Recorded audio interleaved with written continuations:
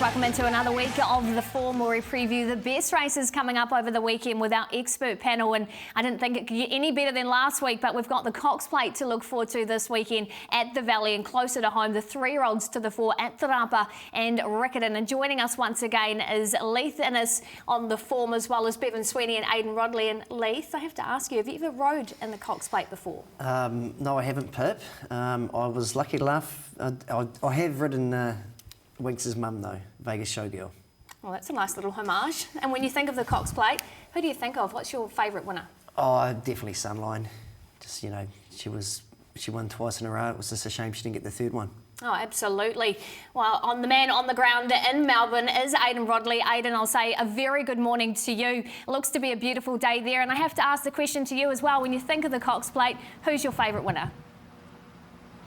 Yeah, obviously Sunline. I agree with Leith there. Hi guys, we're here at Moonee Valley too on a glorious Thursday morning out of Melbourne, and it's a little bit breezy. They've put on a little bit of water here out on the track as well. I've just spoken to the track manager Marty Synan as well, which we will have on trackside in the coming days as well. But the track in sublime order, and we're really looking forward to not only Cox Plate Day on Saturday, but also the Group 1 Manikato here tomorrow night. It does feature Rocking Horse as well.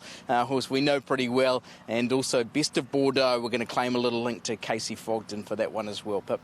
Oh, much to look forward to, Aidan. I look forward to that. And of course, Bevan Sweeney, you were at the Bay on Saturday. You'll be at Te Rapa again this weekend as well. And just quickly on the Bay, gosh, Mustang Valley, she was great, wasn't she? Oh, she was amazing, and I see she's getting a trip towards where Aidan is domiciled at the present moment, across with Andrew's team. And I think White Noise is also heading that way as well. So Andrew's on the attack across in Australia. Look, it'll be great to be on track on a warm summer's day, Pip, and that is what we are looking forward to at Te Rapa on Saturday, and the 3-year-old shake-up with the 2 feature races on the day. Yeah, we're finally getting this beautiful spring weather, so let's have a look what is coming up on the form for you to enjoy. And we will be starting, yes, with the preview at the Te Rapa 3-year-olds. Then we'll be having a look at the War Decree out of Riccarton. Our racetrack is to follow, the preview as well, the Te Rapa 2-year-olds, some nice debut runners, the feature race, the Group 1 Cox Plate, and then our best bets to round out the show.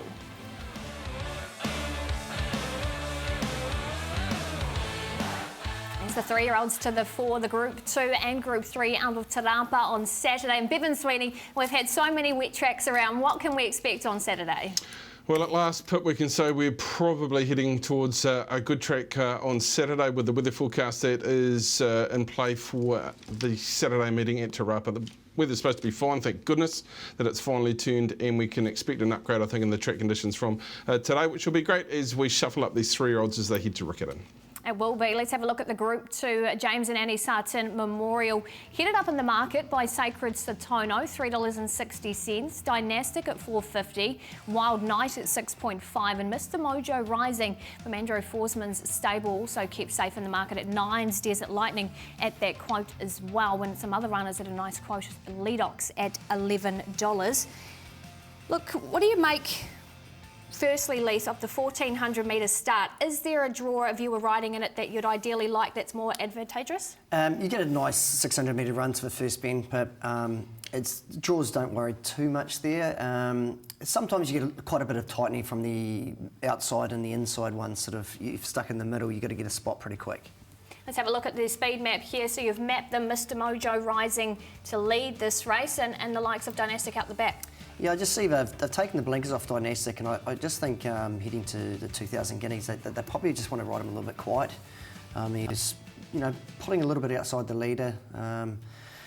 That they really need to get a line of how he's going, so I think they'll just ride him a little bit quiet this time. I think Mr. Mojo Rising is going to have a pretty easy soft lead in front. Look, second favourite is Dynastic. He was so great at the Bay, but what did you make of his run at Matamata on his home track to finish 7th here and behind the likes of Mr. Mojo Rising?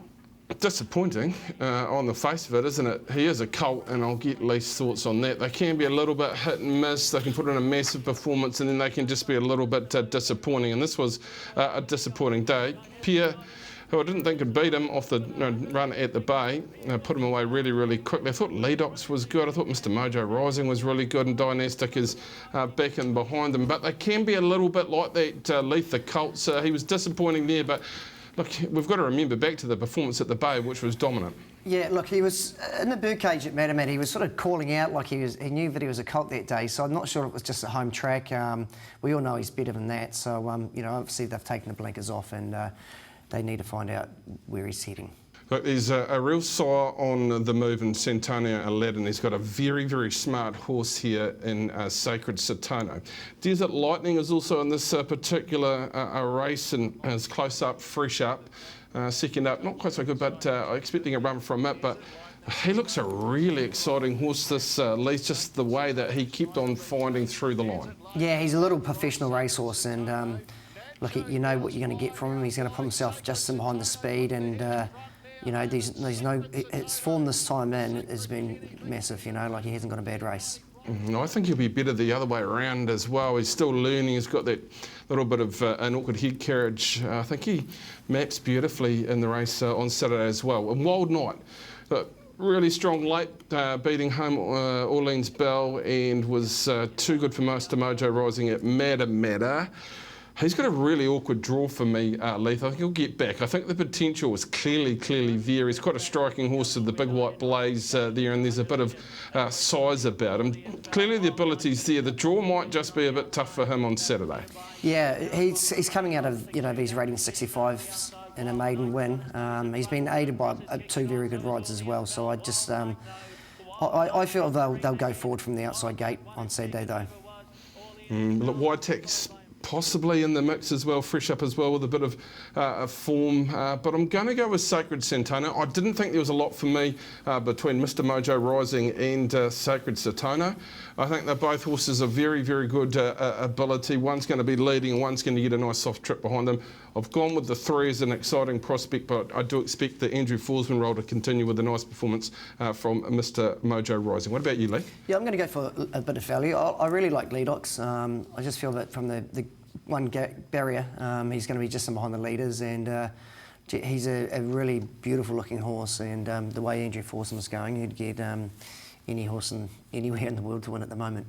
Yeah, you want to be following his stable, don't you? Well, the Group 3 for the fillies over the 1,400 metres on the card is the Super Sestaliloquy Stakes here, led up by the two guineas favourites at the moment. Legato 280, Prowess at 350, Romancing the Moon at $6.50. We see Stella Splendidia to head back to the races at $7.50. Once again, Leith, the all-important speed map. Where do you see the runners mapping?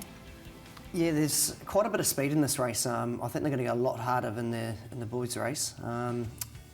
Just thought that, you know, Romancing the Moon from barrier 3 are probably the ideal leader, but there is a lot of pressure from the wider gates to go forward as well.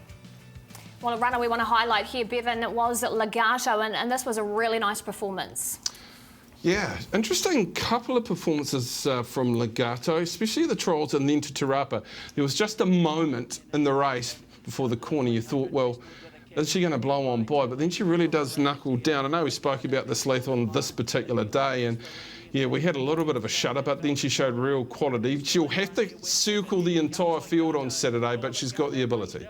Yeah, she definitely has. Look, she's going to strike a good track, and she hasn't been on one of these yet, so look, she's a beautiful looking filly, and look, this day when she won, she, like you said, at the 600 she was off the bit. She never looked like she was going to win, but like good horses do find, you know, she sweated up, and she was rearing up as the gates were about to open as well. So, you know, she'll take a lot of good out of that race. Yeah, she's certainly very exciting, and really a major player as we head to Riccarton. Now, Prowess, I thought this was really, really good, and in my speed map, I think they can hold outside lead, take the 1-1, or be 3 back, 1 off. It's completely up to Vinny which spot he takes from the 5 draw. She put them away in a couple of big hops here, really, and showed really, really good ability. Her debut, you won't see any better than that as a 2-year-old. She's just going to be in a much more positive position, Leith, than we will find Legato in the run. Yeah, exactly. It's like up to Vinny where he wants to put this mare. Look, obviously there's a bit of speed outside him, and I know how Roger and Robert like their horses ridden, and I'm picking that they'll just use the gate and get it to relax, have an option of being in the trail, and if they're going too hard, he'll be 3 back. You mentioned the leader, that'll be Romancing the Moon. Looks the obvious leader under Michael McNabb for Mark Walker, and that was the position it took up at Matamata to win its maiden. Now, at home, its first up one on the back of a couple of decent placings. Run behind Rocket Baby when it was well spruiked was very, very good as well. If it gets it soft, and I can't see that Leaf with the speed in this particular race, it might be able to cause an upset, but I think there's too much pressure here. Yeah, she was really good this day. Like she was burned up early, and they attacked her, you know, turning in. She kicked and she won well. The other one we need to talk about is Rocket Baby, because it's a little bit underrated in the market. It comes out of Anna Clement's team. It was very good taking out the Black Taipo race at Wanganui, and then it just tore this field apart really, and it did have a fair bit of ability in this particular field, but she cantered up to them on the turn. The improving track conditions are going to be a little bit of a niggle in many people's mind. Being by out Rocky, I think that should be okay on them, but she's a little bit underrated, this Leith, and maybe it's around the wet tracks that she's been on, but she's shown enough quality to be a player with a run which sees her on the back of the leader. Yeah, she's been very well placed, and look, she won that race pretty easy as well. Her ears were pricked, and look, she's got the perfect draw to just sort of box seat him behind the speed. Look, I didn't know which way to go in this particular race. I've got so much time for Legato and Prowess. In the end, I just came to that factor around Te Rapa. It can be hard at times to make up a lot of ground. I think Prowess, if ridden positively by Vinny, will get in a spot which will make it very difficult for Legato to pick Prowess up. That's not knocking the sort of rap on Legato, but I thought Prowess might have its opportunity to beat Legato tomorrow, but whatever happens, their prices will shorten in the guineas down at Riccarton. What about yourself, Lee? Yeah, I've gone for Prowess. Just the main thing is the gates. I think if the gates were swapped around, I'd be going for Legato, but I just think the form going out of this race, I think one of these two fillies will be winning the 1,000 guineas. And don't forget too, a key lead-in races to the 1,000 and 2,000 guineas, that future-proof in play. You might want to take a price before Saturday and see it all unfold. Catch the action nice and early, 10:30 a.m. with the Punters Lounge. We stick with the 3-year-olds and we head down to Riccarton for the War Decree Stakes, and this race was won last year, Bevan Sweeney, by Te Akau's No Veer, so they've got a really good chance again, and it's a race that just brings through some very, very nice horses. Yeah, you mentioned Cognito as their major player. He's very, very short in the market, and he should be weather and track conditions. Pip, certainly, again, we have that improving weather forecast as well, so let's fingers crossed that nothing happens untoward in the south and we get a good track on Saturday. But it's a race dominated by one particular runner. It is $1.85. There he is at the top of the book, Cognito. Marlborough Bay, $5.50. It is dramatic as well in that second line of betting. So let's take a look at the key race. Cognito winning at Riccarton last start over the 1,400 metres, Leith, and this was a run because, as you can see here, he just couldn't get clear turning into the home straight. Yeah, no, it was a really good, nice, patient ride by Jason, and look, the horse was just travelling super in behind them, and as soon as he found a bit of space, he was just way too good. Yeah, I was sweating at the 200 metre mark. Leith at his best would have found the run, Jason did as well, and look, this horse has obviously got very strong ability by the way he got through the gap, and really let down strongly without really being driven out. He only got a couple of reminders to keep going once he was through, and look, he's going to be a major player, and he's very, very short in the market at $1.85. He's got the right draw, and it's very difficult for mine to see him being beaten this particular race. Marlborough Bay was okay in that particular performance. I didn't mind Charbono the other day as well. Probably the biggest challenger is Blue Solitaire, who has been developing nicely, and it was a very good win at her most recent performance. So as far as the selection goes, I can't move away from the top of the book, Incognito. He's got a draw to get a really nice soft trip, and he was dominant his last start. Yeah, I can't go past him. I can't see any of those horses coming out and beating him, and yeah, I think he's likely favourite, and I think he'll be winning. One of those ones you maybe want to multi-up. It'll get underway. Race number 8 at 3:33 on Saturday. Well, it's time for Racetrack as our horses and dogs to follow for the weekend and beyond. And we'll start with you, Leith. What have you found for us? I've gone back to the Caulfield Cup third place getter, Knight's Order. I didn't really sort of notice the run till I sort of watched the replay a few times. He's down on the inside in the checkered yellow and blue cat, Gay Waterhouse's runner. and he was well beaten, and then all of a sudden he got to the winning post and he just took off again. Like, he's a proven 2-miler, he likes wet tracks. I really like him as an each-way chance. Some ride Mickey D, it was fantastic the way he weaved through them, fantastic to see the Kiwi hoop pick up the Caulfield Cup. I'm going to take you back to the Bay on Saturday.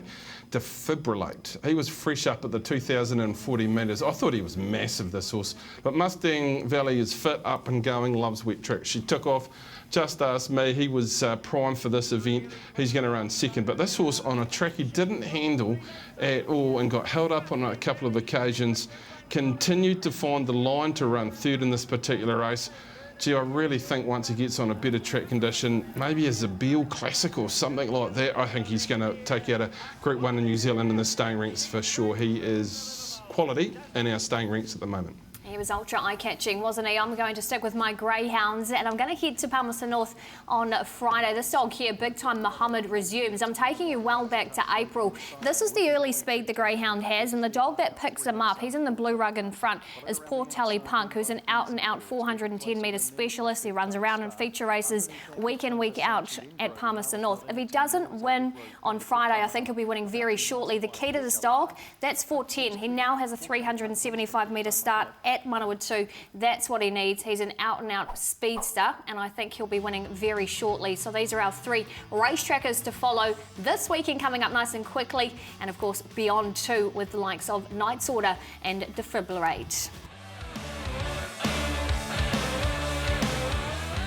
Kicking off the meeting on Saturday at Te Rapa is a great 2-year-old race, and we'll take a look at the market. Plenty of runners starting off their career here, including a nice trialist Ulanova there at $2.10. Iconic King at 2.5, and then we've got Phil Tilt as well at $10. Faravello at 7s. Leith, who do you want to highlight for us first? Yeah, Ulanova, Stephen Marsh trained 2-year-old by Santos. She was electric this day around Te Amutu, and I think the barrier one's really going to be a big asset on Saturday.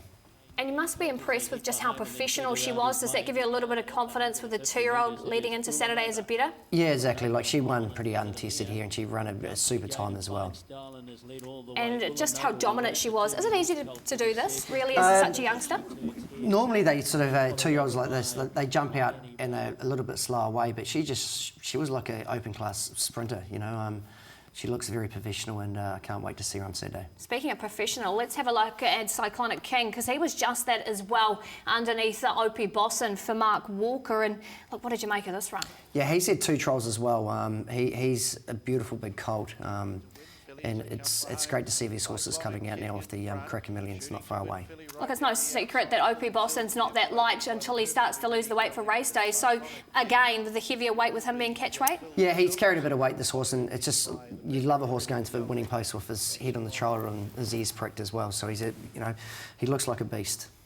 And one at longer odds in the market for the first on Saturday is Faravello. What can you tell us about this trial that caught your eye? Yeah, he tried up really well as well. He jumped out, put himself on the speed, and look, he looks like a lovely big strong colt bought by Chris Rudden. You see him pick these 2-year-olds out all the time, and he does a great job. So it's going to be a interesting match race. On there's only 3 good chances, but there's an open field. Just having a look at all 3 of them, they all won their trial off the front. Is that just something that happens trial day? Do you change your pattern when it comes to the race day? I think Craig Grills has the upper hand because he's drawn 1. But being a 2-year-old race, if you're half a length slow and they cross you, well, it's bad luck, So it's going to be a really, really good race to watch going into the Cracker Millions. 3 key lead-in trials there. Who do you like? Who have you got on top? I'm going to have to just go with Ulanova from the 1 gate, but I wouldn't be surprised to see the other 2 winning the race either. And that's a great race. Yes, Karaka Millions. Gosh, not that far away. Catch it. First race at Te Rapa on Saturday. Yes, can't wait. A race where the Kiwis have had such a great profile over the years. And we'll join Aidan again back over in Melbourne. And Aidan, look, it looks beautifully sunny there. But what weather and track conditions can we expect on Saturday? Well, currently it's a good 4, and that's even after putting a couple of mils on this morning and overnight. So the track's in amazing order. Obviously, it's a straight there, which is coming to Ellerslie in time as well.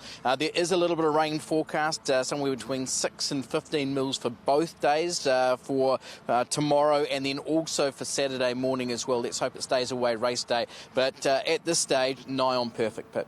It looks to be as well what you're standing on there, Aidan. Let's take a look at the market for you. It is headed by Animo. No surprise there for James McDonald at $2.30. Zaki, those moved in the market from the opening quote, $4.50 into $4 for Annabelle Neesham, who's got the 3 runners in the race. Alberdogon in there as well at 7s, and I'm Thunderstruck at $12. One of the key lead-ins to this race, of course, was the Might and Power here, Aidan Rodley. And look, obviously some runs to take out of this, none more than the winner, Animo.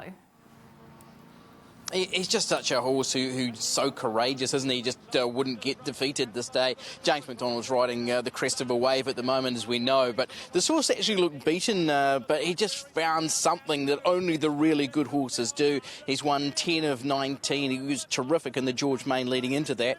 And he just produced a terrific Cox Plate trial in the Might and Power last time out. Some really good eye-catching runs in behind. On Thunderstruck was really good.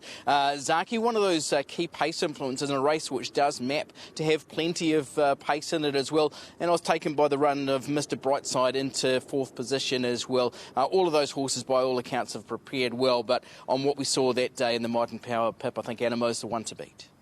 Yeah, absolutely. Aidan, what about you, Leith? Can you go past Animo, and what did you make of the other runs behind him? Yeah, I thought Animo was really good. He actually got to the winning post and he pricked his ears. He was pretty relaxed sort of in the last sort of 20 metres. Yeah, like Aidan, I said, Mr. Brightside was a really good run, and he's got good form around Moonee Valley as well. And then we've got a newcomer to the race as well, Alberdogon, and he did work at the Valley on Tuesday, Leith. What did you make of his work? For us that, may not know what looks good in a horse, what took your eye? Yeah, well, he's only, apparently only weighs 420 kilos, but look, he's got a beautiful stride on him. He's on the right leg. You can't fault his work, and, he looks bright in the coat too.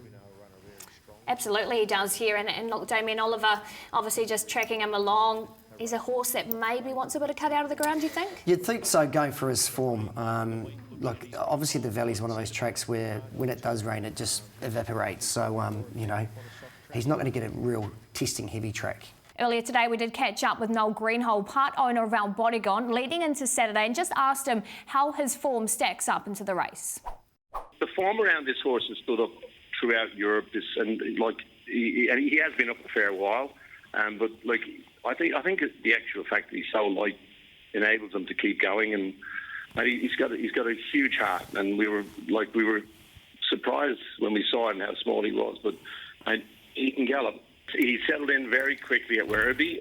He got to go around at the Valley on Tuesday morning, and he was Damien Oliver had a little bit of a glint in his eye when he came off to say that he was very, very happy how comfortable the horse was, how balanced he was, and how he felt. So, yeah, we're going in there with optimism for sure. Obviously, he's only a small horse, 420 kilos. Did you ever watch him live from his races overseas, or this is the first time you've got to see him? Yeah, no, we did. We were very fortunate, Leith. We went to the UK and France in May and June when he ran in the French Derby, or the equivalent of the French Derby. We were very fortunate to see him that day and got very excited. He ran second to a very, very, very good horse of the Aga Khans called Vadini. And this form around that stood up Vadini, then went to the UK. He ran second the other day, didn't he? Yeah, same horse, yeah. I see during the week, 2 weeks ago, that Peter Ty, one of your good mates, bought a share in him. Did Peter do the same for you when Winks was having her first run going into the Cox Plate? I thought you might ask something silly, Leith. No, he didn't, funny enough, and just goes to show how generous I am. Yeah, exactly, Noel. Just, roughly, how many horses do you actually have shares in? Would it be closer to 100 or closer to 50? Yeah, no, I'd be getting up towards 3 figures, yeah, for sure. And then, look, it's become a passion and a hobby, and we race them, and we've tried with Tony Pike in New Zealand, and we've got this little, obviously, syndication that we've set up, which we're constantly looking at buying yearlings overseas. It's a bit of a new model, but it certainly works so far. Yeah, and look, Marie and I just enjoy the whole passion of the racing industry and the people you meet and the places you get to go. Just back to Saturday, Noel, can this import win the race? Do you really think he's got a good chance? Look, I think the favourite's going to be extremely hard to beat. I really do, because he's obviously, getting towards champion status. I think James on him, barrier 4, everything in his favour. His form around is going great. But look, I would be shocked if this horse does not run us a very, very genuine good race, and I do think that he's a serious live chance. Yeah. Now, Bodegon, Aidan, will have to lead to you. You've seen the runner in person. Do you give him a chance? Well, obviously a really small horse, and it was a Group 1 winner at St Clair in France. But you read through what the guys have made of that in ratings, and he really does have to find many lengths to be competitive in this Cox Plate. So the short answer to that, Pip, is no. And you've got Animo on top. Who else do you like in the race? Yeah, obviously, I really like Leith. I did like what we saw from Mr. Brightside last time out, just the way he attacked the line. His gallop here on Tuesday morning, watching the Racing.com coverage, was first class, and obviously we'll claim him as an ex-Kiwi as well, and I'm Thunderstruck was terrific as well, and another ex-Kiwi in the race. But Animo, clearly on what we've seen so far on his will to win, he's the horse to beat. Yeah, I'd clearly have Animo on top. I think Mr. Brightside, he's going to probably get back in the field a little bit, and he'll be hitting the line late. And I actually like our Bodegon for multiples, maybe running third or fourth. And you can catch it all, TAB Trackside 1, the Roar of the Valley, when it kicks off 7:10 p.m. on TAB Trackside 1 Saturday. Joined on the outside by Darling Me. She moved to the lead, put up a couple of lengths and got away from Kikarangi Blue. Running on then is Manhattan from Evangelist, wider out, but it's Darling Me inside the 50. She's clear, she's well clear, and she's a first up winner. Tobacco Power Run, but it's Majestic Legend. And racing away, will Fergie get the Quinella? That's the answer we need, and the answer is yes. Majestic Legend chased me down. Wheels on fire, the son of Kilty Lad. He's back, he's big, and he's beautiful with an 18.40 today over Mintag. Barra goes to the lead. Flower of Wanaca's very brave over on the inside. It's trying to come back to it here. Barra a narrow advantage down to the line, and the favourite gets a well-deserved win here. It is Real Slim Tradie. Got away from them now. Oniro, and on the outside, Maria Dior running on generously the last little bit, but you can celebrate and roar him home.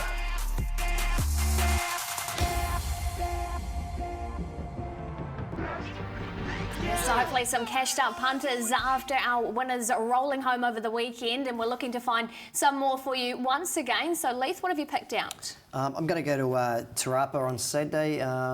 Race 9, number 3, La Bella Beals. She was awfully unlucky last start at Matamata, and I think she's due a winning turn.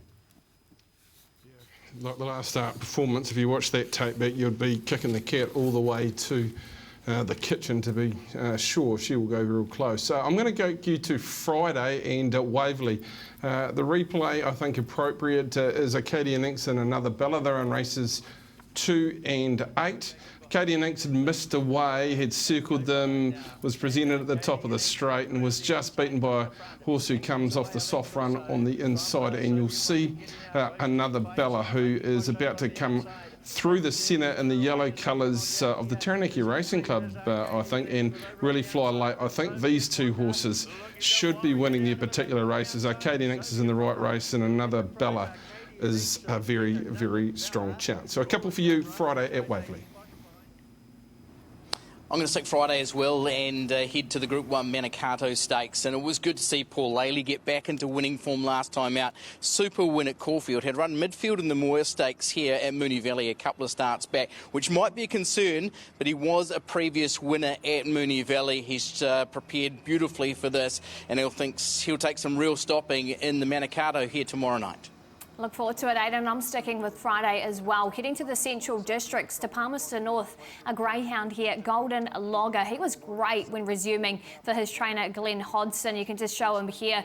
He got into a nice position off box number 7, managed to slice down to the rail and just hit the line super strong in a sub-26 time. I think he can go one better with that run underneath his belt. Golden Logger, make sure you follow him. And let's have a look at some other best bets. Of course, the Whale, he just hasn't missed at the moment, and he's with Son of Mac on Friday, Meeting Code 8, race number 11, and Justin Evans, Meeting Code 7, race number 1, Mr. McLaren. So there are the best bets. Make sure you note them down. Hopefully we found you a winner or two over the weekend. And that's it. Thanks again, team, for joining us. We do look forward to Leith and Bevan anchoring the coverage on Saturday out of Te Rapa. Of course, Aidan joining us from Melbourne. Hope you find a winner or two. You've been watching The Fall.